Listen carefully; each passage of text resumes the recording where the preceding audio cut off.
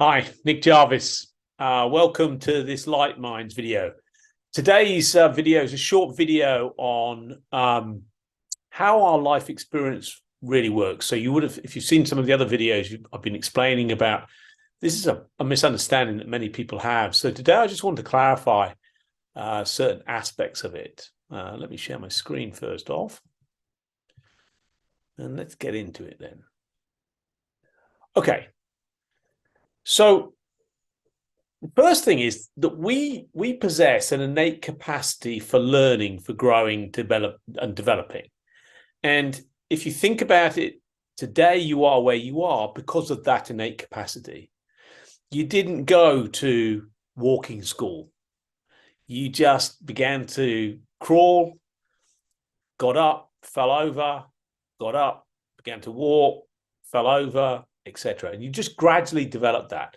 And then that progressed to jumping and running and stuff like that. So you've got this innate capacity within you to develop, to grow, to expand, to thrive. That's how we're meant to be. And this source of energy, this source of power is coming through us all the time. And our ancestors have all had this too. That's the reason why you're here today. If your ancestors didn't have this innate capacity, they wouldn't have developed in the way that they developed to get to the place where you are here today, to the type of human being that you are. So human beings are already always, all animals are always growing, thinking about, so, okay, how can we change? Now, this is an innate capacity. It's not done on a conscious level, and it takes thousands and thousands of years, but it's within us. And it's a very, very powerful tool to understand that resource that we have available to us. Because when we understand that, we begin to understand we're equipped to do many, many things.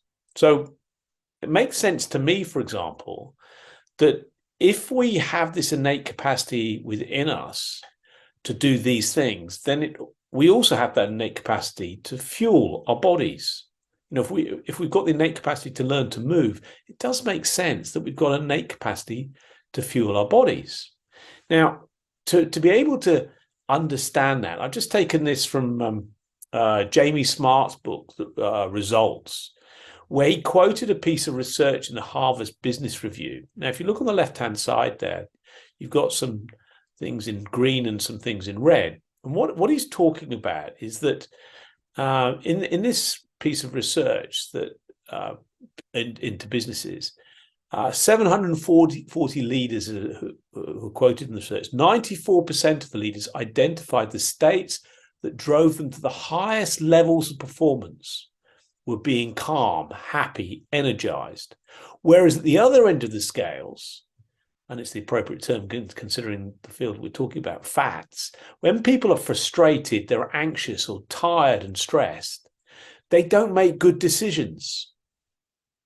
So that's interesting, isn't it? And Dave, you've seen me, if you've watched some of the other videos, put in here, Jamie talks about clarity equals capacity minus contamination. You see, there's some interference going on. When that interference gets in the way, we don't make such good decisions. In other words, our innate ability does not come through us. When we have clarity, we see fresh thinking, then our innate ability comes through us. And that's mind coming to the fore. When we have that, that's the power of mind. So what gets in the way of this incredible source of power, mind coming through us? Well, it's our conditioning. And this was summarized by Don Miguel Ruiz in his book, The Four Agreements. And I'll put the quote in here, one of the quotes. What we call education is nothing but domestication of the human being. And what he was referring to was that when we're born as children, we're born into an environment, and parents quickly teach us how they see the world and how we should therefore see the world too. So what happens is this innate capacity that we have can get overridden by our conditioning, which is coming from outside ourselves. And we don't necessarily see what we have going for us, this incredible power to develop. Now, that was at play, and psychologists would tell you it was at play for the first few years until about 6 as well. That's been happening, and then it gets less and less. And we then begin to conform more to social norms. And we get more concerned about how we're perceived in the outside environment, our social environment, than actually what is going on for inside ourselves. So this innate ability to do things in a particular way, including fuel ourselves, actually gets overridden. One way of looking, it's not quite like that, but overridden by what we think we should be doing based upon what other people have been telling us and our cultures and environments that we're in. That gets in the way. Now, Michael Neill, in his book, The Inside Out Revolution, describes it like this. He says, inside each of us is this diamond. That's the innate well-being that we have all inside of us. And then what happens is we begin to learn stuff. That stuff he refers to as horseshit. People begin to teach us of how we should be to conform, to fit in. And we get layers and layers and layers of horseshit upon us. And we begin to lose sight of the diamond that's inside of ourselves. We begin to perform to what people think we should be doing. And then what Michael says is we actually put this polish around ourselves, and we present ourselves to the world. This is who I am. But really, it's a series of masks. We're pretending to be who we should be. Imagine how much energy that takes up to do that. We've lost sight of who we truly are because we're trying to perform who we think people think we should be. I've always loved this. I use this a lot in my workshops and things. We create our own map of the world, how we see the world. It's different from everyone else's. It's unique. And we live as if it's true. I've used this example here, one of the old American presidents, Ronald Reagan, because it's such a warped view of the world. The irony being, we all have that, though. We all have this warped impression of the world.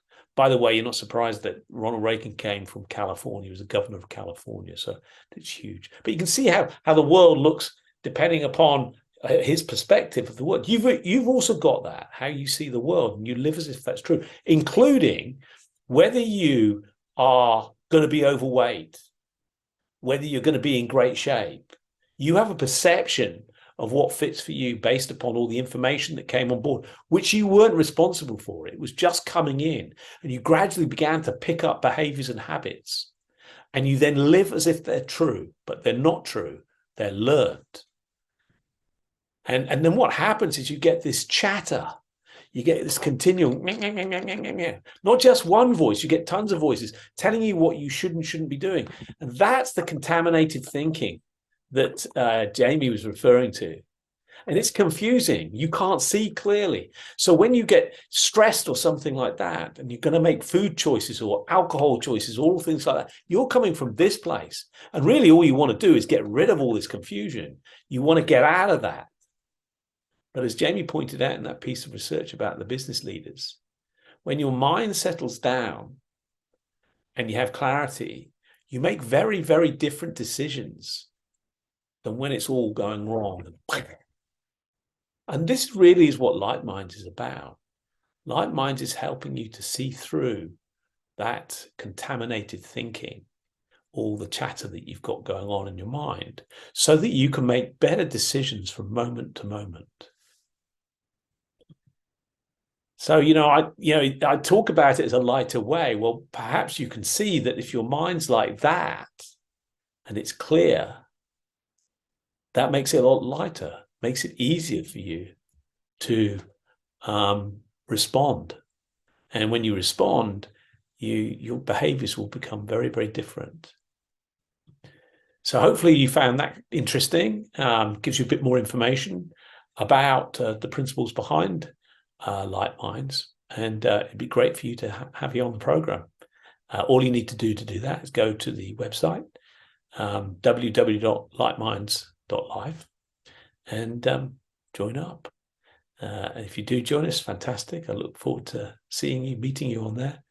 Hope you found it useful. Thanks so much.